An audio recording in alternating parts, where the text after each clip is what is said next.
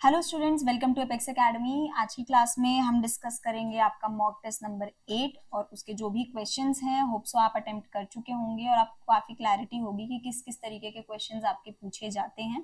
ठीक है, तो सबसे पहला क्वेश्चन है हमारा पेडागोजी का, mathematics is the dash of space and numbers. तो ये आपका सोशल साइंस है, इकोनॉमिक्स है या फिर none of this.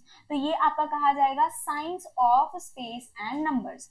Next question, mathematics is a science which draws a necessary conclusion, calculation, both या फिर none of these। तो ये आपके conclusion को derive करने के लिए है। तो ये ऐसा science है जो conclusion draw करता है। It settles in the mind a habit of calculation, reasoning, mathematics या फिर none of these। तो मैंने आपको बताया था mathematics किस चीज से relate करता है, reasoning से, कि हाँ ये चीज क्यों हुई है, कैसे हुई है। ठीक है, okay, mathematics is dash form of science, abstract, both, concrete या फिर none of these। तो इसमें आपका abstract के साथ साथ concrete form भी ये है। okay, in ancient India rati was taken as basic unit of। तो ये रति जो है वो बेसिक यूनिट किस चीज की थी, लिक्विड की थी, गैस, वेट या नन ऑफ दीज। तो ये वेट का एक यूनिट कह सकते हैं, वो था जैसे अभी किलोग्राम, ग्राम ये सब इस्तेमाल होते हैं, तो पहले रति का यूज किया जाता था। नेक्स्ट क्वेश्चन है, 6 bell toll at interval of 2, 4, 5, 7, 8 and 10 seconds. ठीक है, कि ये ऐसे ऐसे करके 2 सेकेंड बाद, 5 सेकेंड बाद, 4 सेकेंड बाद जो है वो बेल रिंग करती है। अब आपको बताना है कि ये जब एक साथ स्टार्ट किए गए, ठीक है, शुरुआत से अगर हम बात करें, तो ये कब सारे के सारे एक साथ टोल होंगे। तो यहाँ पर आपको क्या देखना है, एलसीएम देखना है। तो 2, 4, 5, 7, 8, 10 का एलसीएम आपका क्या आ जाएगा, 280। तो 280 सेकेंड्स बाद जो है ये सारे के सारे बेल फिर से एक साथ टोल होंगे या फिर रिंग करेंगे। ओके, अगला सवाल है, HCF ऑफ 2 नंबर्स आपको 11 दे रखा है। जैसा कि मैंने आपको क्वेश्चन बताया था कि आपको प्रोडक्ट दे सकते हैं, HCF या LCM में से कोई एक चीज दे देंगे और आपसे एक पर्टिकुलर चीज पूछी जाएगी। तो यहाँ पर क्या बोला है, HCF दे दिया, LCM HCF of 2 numbers is 11 and their LCM is 693। उनमें से एक नंबर जो है वो 77 है। तो मैंने आपको क्या बताया था, दोनों का प्रोडक्ट जो है वो आपका इक्वल है LCM और HCF के प्रोडक्ट की। ठीक है, तो यहाँ पर आप क्या करेंगे, सिंपल, आपको एक नंबर 77 दिया गया, दूसरा आपको नहीं पता, LCM है 693 और आपका HCF है 11। तो इसको ही आप सिंप्लीफाई कर देंगे, ये आपका आ गया 7 और 7 आपने यहाँ पे डिवाइड किया तो 99 आपका इसका बिल्कुल करेक्ट आंसर है। ठीक है, तो डी ऑप्शन आपका यहाँ पर है जो 99 है, तो 99 इसका सही आंसर है। 2 numbers are in the ratio 15 and 11। ठीक है, 15 और 11 के रेशियो में है और इसका HCF दे रखा है आपको 13। तो आप सिंपल क्या करेंगे, यहाँ पे 15x और 11x लिख सकते हैं। तो यहाँ पे आपका कितना आ जाएगा, 15x और 11x। HCF कितना है, 13। ठीक है, और आपका LCM आपको नहीं दे रखा। ओके, नंबर्स पूछे जा रहे हैं। ठीक है, ओके, अगर हम देखें 15 और आपका क्या है 11, ये दोनों एक दूसरे से बिल्कुल अलग है, प्राइम नंबर्स कहे जा सकते हैं। तो इनका आप LCM भी निकाल सकते हैं, 15 और 11 का LCM अप्रोक्स क्या होगा।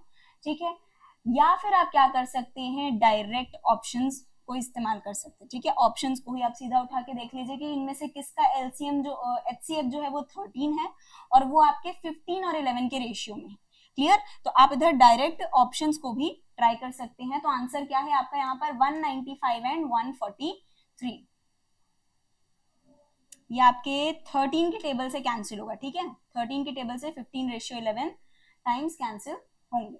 Okay, the sum of root of equation आपको बताना है। तो मैंने आपको बताया था कि x² माइनस 6x प्लस 2 जो दे रखा है, हमेशा अल्फा प्लस बीटा, ये कैसे निकाल सकते हैं आप, अल्फा प्लस बीटा क्या है, ये 2 रूट्स है।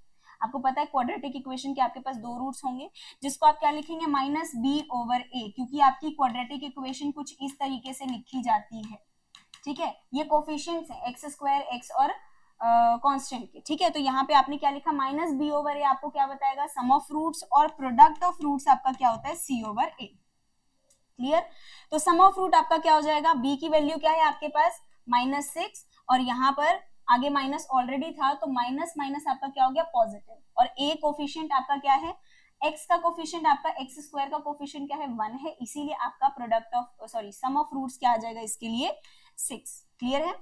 ऐसे ही आपको प्रोडक्ट ऑफ रूट्स भी इसका क्या निकाल सकते हो 2/1, यानी कि 2 इसका प्रोडक्ट ऑफ रूट हो जाएगा।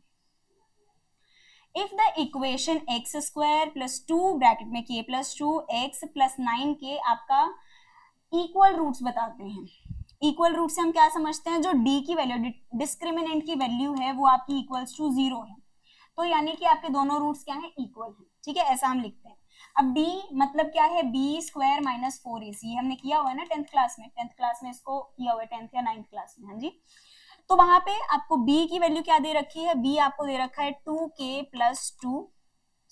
प्लस 4, इसका होल स्क्वायर निकालना है -4 इंटू a इंटू c, ये आपको दे रखा है इक्वल्स टू 0। तो यहां से आपके पास एक इक्वेशन आ गई जिसमें आपको k की वैल्यू आप बहुत इजीली निकाल सकते हैं। ध्यान क्या देना है कि आपको जब इक्वल रूट्स बोले गए हैं तो d की वैल्यू इक्वल्स टू 0 होगी, तो इसका आपका आंसर आएगा 1 and 4।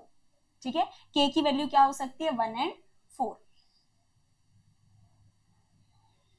Okay, next question. अच्छा, अब ये देखो आपको log 10 आगे दे रखा है, क्वाड्रेटिक इक्वेशन तो दे रखी है, आगे log और बेस में 10 दे रखा है, तो जब भी आपको ऐसा दिया हो log mn इक्वल्स टू कोई भी वैल्यू दे रखी है, a दे रखा है, तो वहां से आपका उसको क्या लिख सकते हो, आप इसको इस तरीके से लिख सकते हो, ये जब आप log यहां से हटाओगे तो ये a की पावर m बन जाएगा, सॉरी उल्टा लिख दिया मैंने, m की पावर a बन जाएगा, यानी कि यहाँ पे जो भी लिखा हुआ है उसकी पावर ये पर्टिकुलर इधर का नंबर। तो इसको मैं अगर इस टर्म में लिखना चाहूं तो क्या होगा, x square minus 6x plus 45 आपका किसके इक्वल है 10 के स्क्वायर के। तो इसके रिलेटेड आपके पास एक क्वाड्रेटिक इक्वेशन इस तरीके की आ जाएगी, 100 आप माइनस कर देंगे तो -55। ओके, तो यहाँ पे आपके पास ये क्वाड्रेटिक इक्वेशन आ गई, इसको ही आगे और सिंप्लीफाई करेंगे। 55 को मैं क्या लिख सकती हूँ 11 इंटू 55, और 5 माइनस 11 करूंगी तो -6 आ जाएगा। ओके, तो मैंने क्या किया एक्स स्क्वायर प्लस 5 कर दो, या फिर चलो plus 5x minus 11x minus 55 equals to 0। तो इन दोनों में आपका क्या कॉमन है x, तो x प्लस 5 आ गया। इन दोनों में क्या कॉमन है -11, तो x प्लस 5 आ गया।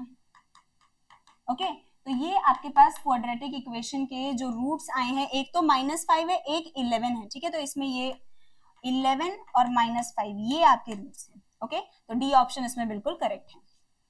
नेक्स्ट है A is 200% more efficient then B।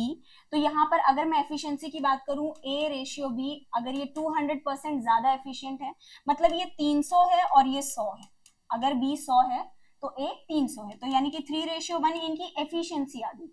Clear, और एफिशिएंसी और टाइम एक दूसरे के रेसिप्रोकल होते हैं, ये भी आपको ध्यान देना है। तो इनका टाइम का रेशियो क्या हो जाएगा, time of A over time of B, ये आपका 1:3 हो जाएगा। इतनी चीज क्लियर है। अब इन्होंने हमें बोला कि अगर A जो है वो 30 डेज लेस ले रहा है किसी काम को करने के लिए, 30 दिन कम ले रहा है, तो आपको बताना है यहाँ पे कि जो पूरा काम है वो कितने टाइम में हो जाएगा। तो ये टाइम का रेशियो है, ठीक है, वो 30 दिन कम ले रहा है, यानी कि अगर मैं 3x में से x यानी कि 1x माइनस करूं तो वो 30 दिन के बराबर है। तो यहाँ पे 2x की वैल्यू आपके पास कितनी आ जाएगी 30, x की वैल्यू आपके पास आ गई 15, ये x की वैल्यू है 15, यानी कि A कितने दिन में काम को कर रहा है, A उस काम को कर रहा है 15 दिन में, और B उस काम को कर रहा है पूरे के पूरे 45 दिन में। इतनी चीज क्लियर है। अब ये आपको टाइम पता लग गया, उन्होंने कहा होल वर्क कितने दिन में कंप्लीट होगा, तो वही आप इसके थ्रू क्या कर सकते हैं 15 और 45, इसमें आप यस ऐसे कर सकते हैं, A 15 दिन में काम को करते हैं, B उसी काम को कितने दिन में कर रहे हैं 45 दिन में, एलसीएम क्या आ जाएगा 45 और 45 को जो आपका टोटल वर्क है, टोटल वर्क हमें पता लग गया ना 45 है, एफिशिएंसी कितनी है 4, क्योंकि दोनों मिलके काम को कर रहे हैं, तो इसको आप सिंप्लीफाई करेंगे 11 1/4 डेज आपका आंसर आ जाएगा। क्लियर, तो यहाँ पे आपको डायरेक्टली ये भी पता लग गया कि टोटल वर्क कितना है और टोटल एफिशिएंसी कितनी है। Clear, okay. 13 नंबर क्वेश्चन है A takes as much time as B plus C takes. किसी भी काम को करने में A जितना टाइम ले रहा है उतना ही B प्लस C ले रहे हैं। A और B मिलके उस काम को कितने दिन में करते हैं 10 दिन में, ठीक है। सी उस काम को अकेले 15 दिन में कंप्लीट कर देता है, तो इधर पे आपका टोटल वर्क कितना आ जाएगा 30, और इनका एफिशिएंसी यानी कि टोटल वर्क तो आ गया, एफिशिएंसी कितनी होगी आपके पास 3 और 2। क्लियर। अब यहाँ पे आपको बताना है कि बी अकेले पूरे काम को कितने दिन में करता है। अब हम पहले वाले स्टेटमेंट का इस्तेमाल करेंगे, ए जितने टाइम में काम को कर रहा है उतना ही बी प्लस सी करना है। ठीक है, तो यानी कि ए की जितनी एफिशिएंसी है उतनी ही बी प्लस सी की है, ऐसा कहना चाहते हैं। ठीक है, तो अगर मैं देखूं इन दोनों को कंपेयर करूं, अगर 2.5 ए की एफिशिएंसी है, आधी बी की एफिशिएंसी है, और यहां पर अगर मैं देखना चाहूं 2 प्लस हाफ यानी कि वही आपका 2.5 बनेगा, तो यहाँ पे आपका सी और बी को ऐड करोगे तो भी 2.5 बन रहा है, अकेला ए का देखूं तो 2.5 बन रहा है। तो ये कब बन रहा है, जब मेरे बी की एफिशिएंसी कितनी है, हाफ है। क्लियर। तो यहाँ पे आपको एफिशिएंसी ही देखनी है कि किस अकॉर्डिंग मैं देखूं कि इनकी एफिशिएंसी जो है वो बराबर हो जाए, क्योंकि जब बराबर काम कर रहे हैं, बराबर टाइम में कर रहे हैं, तो एफिशिएंसी भी बराबर ही हुई, क्योंकि आप उसको रेसिप्रोकल भी कर दोगे तो भी 1:1 ही रहेगा। तो 2.5 और 2.5 आपका किस तरीके से बनेगा, जब बी की एफिशिएंसी क्या हो जाएगी, आधी, क्योंकि सी की एफिशिएंसी वो तो चेंज नहीं कर सकते, वो 2 ही है। ओके, तो यहाँ पे आपका जो है बी पूरे काम को कितने दिन में करेगा, 30 डिवाइड बाय इट्स एफिशिएंसी यानी कि 1/2, 2 आपका ऊपर डिवाइड हो जाएगा, तो 60 दिन में बी अकेले पूरे काम को कंप्लीट करेगा। Okay, next question, A B and C can do a work in 36 days. 36 days में पूरे काम को कर सकते हैं, तो कुछ इस तरीके से आप कह सकते हैं कि पूरे वर्क को ये 36 डेज में कंप्लीट कर। ठीक है, तो पूरा वर्क आपका 1/36, यानी कि आप ऐसे कह सकते हैं कि एफिशिएंसी जो ए प्लस बी प्लस सी की है वो कुछ इस तरीके की है। ठीक है, ये A plus B plus C की एफिशिएंसी है। ओके, अब उन्होंने बोला कि A and B together can do 2 times of C work, यानी कि अगर मैं देखूं ए प्लस बी जो है वो 2 टाइम्स ऑफ सी वर्क कर सकती है, 2c के बराबर है। ठीक है, यही a प्लस बी मैं यहाँ पर पुट कर दूं अगर, तो ये 3c जो है 3 टाइम्स ऑफ c किसके बराबर हो गया, 1/36 के, वर्क अपॉन टाइम के। ठीक है, तो 3 गुना जो c की एफिशिएंसी वो किसके बराबर है, 1/3c के, और यहां से अगर मैं सिर्फ c की वैल्यू निकालू तो वो क्या आ जाएगी, 1/108, 36 इंटू 3 करेंगे तो इससे मुझे क्या पता चला कि सी अकेले पूरे काम को 108 दिन में कंप्लीट कर रहा है। और पूछा क्या गया कि how many days C alone can complete the whole work, तो आंसर क्या आ जाएगा आपका 108 डेज में। ओके, 3 कार है। ठीक है, वो डिस्टेंस ट्रेवल कर रहे हैं 1:3 के रेशियो में, और टाइम है आपका 3:1। स्पीड का रेशियो बताना है, तो आपका क्या होता है, distance upon time, distance upon time 1/1 लिख सकते हैं, डिस्टेंस अपॉन टाइम यानी कि 3/1। एलसीएम कितना आ गया, 3। ठीक है, एलसीएम 3 आ गया, तो 3 3 3 नीचे तो कोई जरूरत ही नहीं, कैंसिल हो जाएंगे, ऊपर आपका आ जाएगा 1:3:9। क्लियर, तो आंसर क्या हो गया आपका, ए बी ऑप्शन बिल्कुल करेक्ट है। The speed of A and B ratio में दे रखे हैं आपको 3:4। ए क्या करता है, 20 मिनट ज्यादा लेता है than B to reach a destination. Destination यानी कि डिस्टेंस तो सेम है। Okay, in what time does A reach the destination, तो यहाँ पे बोला, सिंपल सी बात क्या है कि अगर मैं 3x इसकी स्पीड ले लूं, स्पीड इंटू टाइम, ये आपका डिस्टेंस के बराबर है, 20 मिनट्स ये ज्यादा लेता है एज कंपेयर टू बी, यानी कि 4x को सिंपल मैं t से मल्टीप्लाई कर दूं, ये मेरे पास इक्वेशन बन गई, जिसके थ्रू आपका xt तो कैंसिल हो जाएगा, टाइम आपके पास आ जाएगा। पूछा क्या जा रहा है, इन व्हाट टाइम, तो टाइम की वैल्यू ही आपकी डायरेक्टली यहाँ से आप सिंप्लीफाई करके बता सकते हैं। तो इस पर्टिकुलर क्वेश्चन का आपका आंसर है 1/3 आर। ओके, ए ऑप्शन बिल्कुल करेक्ट है। Next question, a boy rides his bicycle 10 kilometres at an average speed of 5 kilometre per hour. अब यहाँ पे उन्होंने बोला है डिस्टेंस दे रखा है और आपको स्पीड दिया हुआ है, again travels 5 kilometre at an average speed of 10 kilometre per hour. आपको बताना है उसका एवरेज स्पीड। तो देखो 10 किलोमीटर और 5 किलोमीटर यानी कि टोटल डिस्टेंस तो 15 किलोमीटर है, अपॉन टोटल टाइम यानी कि आपका डिस्टेंस अपॉन स्पीड, यानी कि 10/5 आपका कितना हो गया 2, प्लस डिस्टेंस अपॉन स्पीड यानी कि 1/2। ठीक है, तो ये आपका कितना आ गया, आप कह सकते हैं 15, और ये आपका आ गया 5/2, तो 5 नीचे 2 ऊपर, यहाँ पर आपका 6 किलोमीटर पर आवर बिल्कुल करेक्ट आंसर है। क्लियर, तो ये आपकी एवरेज स्पीड थी। सर्कमफ्रेंस ऑफ अ सर्कल आपको दिया हुआ है, उसका रेडियस क्या होगा, बहुत सिंपल है, 748 से आप क्या करो, डिवाइड कर दो 2 पाई को, ठीक है। तो ऐसे आपका रेडियस की वैल्यू बहुत ही इजीली आ सकती है। तो इसके लिए तो कोई अलग से आपको कुछ समझने की जरूरत नहीं थी, बस आपको ये पता होना चाहिए सर्कमफ्रेंस का फॉर्मूला और एरिया, इसमें आपको डिफरेंस पता होना चाहिए। सर्कमफ्रेंस कुछ नहीं होता, पेरीमीटर ऑफ सर्कल ही होता है। ओके, तो यहाँ पे आपका इस पर्टिकुलर क्वेश्चन का आंसर आ जाएगा 119 metres. Okay, which one of the following has greater perimeter than the rest, मतलब कि इनमें से किसका पेरीमीटर सबसे ज्यादा है। पेरीमीटर आपका देखो फॉर्मूला अगर देखें तो ये आपका क्या हो जाएगा, एरिया दे रखा है, एरिया दे रखा है, इससे मैं साइड निकाल सकती हूँ, तो 4 इंटू 6 यानी कि 24 है, सिंपल। ओके, नेक्स्ट आपका क्या है, इक्विलेटरल ट्राइंगल जिसकी साइड है 9, तो ये आपका हो जाएगा √3/4 इंटू 81। ओके, इसको सिंप्लीफाई कर लेंगे, √3 की वैल्यू क्या होती है आपके पास 1.73। नेक्स्ट अगर हम देखें, अप्रोक्सीमेशन के थ्रू भी आप कर सकते हैं। नेक्स्ट अगर मैं रेक्टेंगल का देखूं, 10 सेंटीमीटर उसकी लेंथ है, 40 स्क्वायर सेंटीमीटर उसका एरिया है, मतलब उसका कह सकते हैं 4 सेंटीमीटर क्या है, ब्रेथ है ना, 4 इंटू 10 आपका 40 बन रहा है। तो यहाँ से 4 + 10 यानी कि 14 इंटू 2 यानी कि 28। तो अब इसके कंपैरिजन में ये तो ज्यादा है ना। ऐसे ही आप सर्कल जिसका रेडियस 4 है, तो 2 इंटू 22/7 इंटू आर, तो इसको भी आप कैलकुलेट कर सकते हैं। जब आप इसको सारों को सिंप्लीफाई करोगे तो आपको ये पता चलेगा कि जो आपका रेक्टेंगल जिसका 10 सेंटीमीटर लेंथ है और 40 स्क्वायर सेंटीमीटर उसका एरिया है, उसका पेरीमीटर सबसे ज्यादा एज कंपेयर टू अदर, ठीक है। A firm allows 15% trade discount वो दे रहे हैं, ठीक है, और 10% वो कैश में अगर आप पेमेंट करोगे तो उस पर डिस्काउंट दे रहे हैं। तो सेलिंग प्राइस आपको बताना है उस आर्टिकल का, अगर 400 रुपए उसका मार्क प्राइस है, सिंपल। तो आप क्या करो, सिंपल आप या तो इसका 15 + 10 - 15 इंटू 10/100 ये कर सकते हैं। ऐसे आप उसका क्या निकाल सकते हैं, इक्विवेलेंट डिस्काउंट, कि उसको टोटल कितने का डिस्काउंट मिल रहा है। या फिर आप क्या कर सकते हो, सबसे पहले 400 का आप निकाल लो 85% और फिर आप उसका निकाल लो 10% का और डिस्काउंट मिल रहा है यानी कि 90%। क्लियर। तो इसके थ्रू भी आपको जो वैल्यू है वो बहुत इजीली मिल जाएंगी। ओके, जो भी चीजें कैंसिल हो रही हैं कैंसिल कर दो, 2 and 5 ये आपका आ गया 17, तो 17 2 = 34, 34 इंटू 9 यानी कि यहाँ पे आपका आंसर कितना आ जाएगा 306, ठीक है।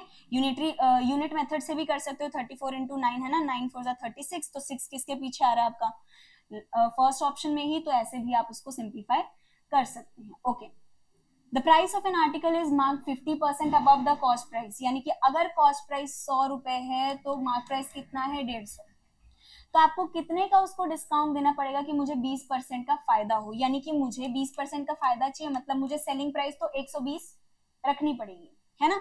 कितने का मैं डिस्काउंट दे रही हूँ, 30 रुपए का, किस पे, 150 पे, ठीक है। तो 30 जो है, यस 30 जो है वो कितने परसेंट है आपके 150 के, तो आप इसके थ्रू इसको कैलकुलेट कर सकते हैं, जो कि है आपका 20%। तो 30 आपका 20% है 150 का, वो तो डायरेक्टली भी आपको ऐसे भी अगर जितना कैलकुलेशन करोगे उतना आपके लिए इजी रहेगा, ठीक है। तो आपका यहाँ पर 20% बिल्कुल करेक्ट आंसर है। ओके, इक्विवेलेंट डिस्काउंट आपको निकालना है, जो कि हम कैसे निकालते हैं, फर्स्ट प्लस सेकेंड माइनस दोनों का मल्टीप्लीकेशन डिवाइड बाय 100। तो यहाँ पे तो आपका कितना आ गया 5 and 3 यानी कि 35 में से 3 माइनस कर दो, 32% आपका यहाँ पर इक्विवेलेंट डिस्काउंट है। कंपाउंड इंटरेस्ट आपको दिया हुआ है on a certain some for 2 years 10% per annum पे 2100। तो कंपाउंड इंटरेस्ट आपका क्या होता है, अमाउंट माइनस प्रिंसिपल, ठीक है। तो ये आपका, या फिर हम क्या लिख सकते हैं, ये अमाउंट माइनस प्रिंसिपल ही लिख सकते हैं। तो 2100 जो है वो आपका किसके इक्वल है, P, या फिर आप क्या लिख सकते हैं, P कॉमन ले लो, P 1 प्लस रेट कितना है 10% का, और 2 years का डिस्काउंट माइनस, 2 years का आपका टाइम है -1। इस पूरी चीज को सिंप्लीफाई करके जो कि आपके पास कितनी आएगी, 110 का स्क्वायर, ठीक है, 121/100 -1, 121 बटा 100 माइनस 1, तो यहाँ पे आपके पास कितना आ जाएगा 0.21। 0.21 को आप इससे क्या करो 2100 को 0.21 से डिवाइड कर दो, तो यहाँ पे आपके पास कितना आ जाएगा 10,000 रुपीज। ठीक है, 10,000 रुपीज बिल्कुल करेक्ट आंसर। ओके, तो 10,000 रुपीज आपका क्या था, प्रिंसिपल था। Clear. Next question, in what time will 5,000 amounts to 6655 at 10% per annum। अब देखो यहाँ पे क्या किया हमने, amount is equals to principal, तो प्रिंसिपल को मैंने पहले ही डिवाइड कर दिया, 1 प्लस रेट अपॉन 100 पावर में आपका t। तो इसको आपको इस तरीके से लिखना है कि 11 जो आपका 110 इधर बन रहा है 11 बाय, देखो अब हम इसको सिंप्लीफाई अगर करें, इसको मैं 5 के टेबल से कैंसिल कर देते हैं। ठीक है, तो यहाँ पे आपका 1331 बाय 1000 आ गया और यहाँ पे 11 बाय 10 आ गया। तो इसको आप डायरेक्टली ऐसे भी समझ सकते हो, 1331 11 का क्यूब होता है, क्यूब है यानी कि आपका t की वैल्यू क्या है यहाँ पर 3 है, 3 इयर्स है। ओके, तो यहाँ पर 3 इयर्स आपका बिल्कुल करेक्ट आंसर है। Next question, annual rate growth आपका कितना है किसी टाउन का 5% है, आपको बताना है यहाँ पर प्रेजेंट पॉपुलेशन तो उसकी 8000 है, तो 2 साल बाद पॉपुलेशन क्या हो जाएगी, 5% इंक्रीज हुए जा रहे हैं, यानी कि अगर 100 है तो अगले साल 105 होगा, फिर 105 का 5% और इंक्रीज हो जाएगा। तो यहाँ पे आप क्या करोगे 8000 का, ठीक है, जितने साल के लिए बोला गया है 5% इंक्रीज हो रहा है ना, तो 105%, फिर दूसरे साल के लिए फिर 105%, इसको हम सिंप्लीफाई कर लेंगे। यहाँ पर तो सिंपल आपका 3 जीरोस कैंसिल हो गए, 105 का अगर मैं स्क्वायर देखूं तो 5 5 25 हो गया, 10 इंटू 11 आपका हो गया 110। ठीक है, तो इसको आप 8 से मल्टीप्लाई कर देंगे डिवाइड बाय 10, तो यही आपका क्या बताएगा उस पर्टिकुलर कह सकते हैं कि कितने 2 साल बाद आपका कितना पॉपुलेशन राइज होगा, 2 साल बाद कितनी पॉपुलेशन हो जाएगी, तो ये आएगा आपका 8820, सी ऑप्शन बिल्कुल करेक्ट है। Next question, a minus B की वैल्यू आपको दे रखी है, ए बी की वैल्यू दे रखी है, ए स्क्वायर प्लस बी स्क्वायर पूछा जा रहा है, तो जो आपको गिवन है आप क्या कर दो squaring both side, A square plus B square minus 2ab is equals to 49। क्लियर, इसी का मैंने स्क्वायर कर दिया तो यहाँ पे 2ab, ab की वैल्यू क्या दे रखी है 9, तो 2 9 आपके पास 18 हो गया, 49 में और 18 प्लस कर दो, तो यहाँ पे आपके पास कितना हो जाएगा 67। तो a square plus B square की वैल्यू मेरे पास क्या हो गई 67, यानी कि ए ऑप्शन इसमें आपका बिल्कुल करेक्ट है। नेक्स्ट है ओके, ये आपका क्या है a square minus B square. Okay, a square minus B square है, यानी कि आप इसको अगर ओपन करोगे तो आपका क्या बनेगा यहाँ पे 7p, क्योंकि 49 आपका 7 का स्क्वायर है, 7p plus 8q, 7p minus 8q, इसको ही अगर हम ओपन करेंगे तो वो आपका क्या बनेगा 49p square minus 64q square, तो यहाँ पे आपका ए ऑप्शन बिल्कुल करेक्ट है। ओके, डिवाइड करना है, डिवाइड वाले क्वेश्चंस हमने पहले भी किए हैं। ठीक है, 49p स्क्वायर माइनस 25 है, अब देखो माइनस 25 है, बीच में माइनस आएगा ही आएगा, यानी कि ये हो सकता है और ये हो सकता है। अब p को p से डिवाइड, p स्क्वायर को p से डिवाइड करोगे तो आगे तो p ही आना चाहिए, तो उसके थ्रू अगर हम देखें तो यहाँ पे 7p माइनस 5 बिल्कुल करेक्ट है। ठीक है, तो आप ऐसे भी अप्लाई कर सकते हो, डिवाइड करके भी देख सकते हो, कोई दिक्कत नहीं। ठीक है, नेक्स्ट है आपका what will be the value of square root of 15625। तो मैंने आपको बताया था जिसके भी लास्ट में 25 है उसका यूनिट डिजिट 5 आएगा ही आएगा, है ना। 156 किस पर्टिकुलर नंबर, मतलब दो आपके, मैंने आपको बताया था कि अगर 5 का स्क्वायर अगर आप देख रहे हो, जैसे कि मैंने बताया था आपको 625 किसका स्क्वायर है 25 का, तो 5 का तो आपके पास 25 आ गया, 2 को उसके अगले वाले नंबर से 3 से मल्टीप्लाई कर दो तो 6 आ गया। ऐसे ही किन दो नंबर्स को मल्टीप्लाई करने पे आपका 156 बन रहा है, ये आपका बन रहा है 12 और 13 को मल्टीप्लाई करने पे, तो 12 यानी कि 125 का ये स्क्वायर है, तो आपका आंसर क्या आ जाएगा 125 बिल्कुल करेक्ट है, क्योंकि जिसको भी हम मल्टीप्लाई करते हैं उसमें छोटा नंबर ही आगे सिलेक्ट किया जाता है। ठीक है, ओके, लास्ट क्वेश्चन, इसमें सबसे पहले तो आप क्या करेंगे, इसमें एलसीएम लेके ओके वो कर सकते हैं, सबसे पहले रूट हटाना है, रूट हटाओगे तो 169 अपॉन 144 मतलब उनका स्क्वायर हो जाएगा। यहाँ पर आपने एलसीएम सिंप्लीफाई किया तो यहाँ पे 144 और 144 प्लस x आ गया, 144 से 144 कैंसिल, 169 में से 144 माइनस किया तो आपके पास x की वैल्यू कितनी आ गई 25, और कैसे वो पूछ सकते हैं एक्स का स्क्वायर बताओ, एक्स का क्यूब बताओ, तो उस अकॉर्डिंग आप वहां पे आंसर कर सकते हैं। ठीक है, तो यहाँ पर हमारा जो मॉक टेस्ट नंबर 8 है वो पूरा का पूरा कंप्लीट होता है। होप्स आपको सारे क्वेश्चंस क्लियर होंगे अब। तो नेक्स्ट क्लास में हम मॉक टेस्ट नंबर 9 डिस्कस करेंगे, तो पहले आप उसे जरूर अटेम्प्ट करें। पहले अगर आप आज की जो क्लास है ये फर्स्ट टाइम लगा रहे हैं तो प्लीज आप पहले जितने भी मॉक टेस्ट है 1 से लेकर 8 तक वो सारे पहले अटेम्प्ट कीजिए, देन उसके बाद सोल्यूशन वीडियो देखिए। बाकी हम नेक्स्ट क्लास में मिलेंगे जिसमें हम मॉक टेस्ट 9 के क्वेश्चन डिस्कस करेंगे, उनकी एक्सप्लेनेशन देखेंगे। तब तक आप अपनी प्रैक्टिस करते रहिए, जितने ज्यादा हो सकते हैं उतने क्वेश्चन सिंप्लीफाई करें। आप सबको all the best, thank you.